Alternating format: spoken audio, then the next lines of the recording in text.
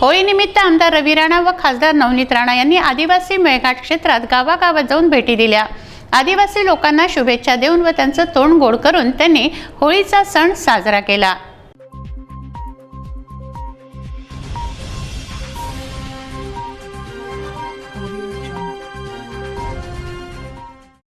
दरवर्षीप्रमाणे यावर्षी सुद्धा युवा स्वाभिमान परिवाराच्या वतीने आदिवासी बंधूंचे पावन पर्व म्हणजे होळी व रंगपंचमी मोठ्या उत्साहात साजरी करण्यात आली। आदिवासी समाजात होळी हा सण सर्वात मोठा असून वर्षभर या उत्सवाची आदिवासी समाज वाट पाहत असतो। हा सण त्यांच्यासाठी आप्तमंडळींना भेटण्याचा व आनंदोत्सव साजरा करण्याचा असतो।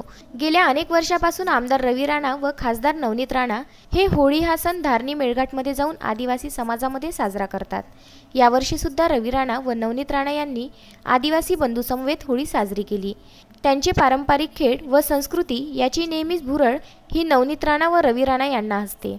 याच अनुषंगाने विविध गावांना भेटी देऊन त्यांच्या गावात आणखी विकास कसा करता येईल व आदिवासींचे जीवनमान कसे उंचावता येईल याकडे त्यांचं लक्ष लागलं आहे।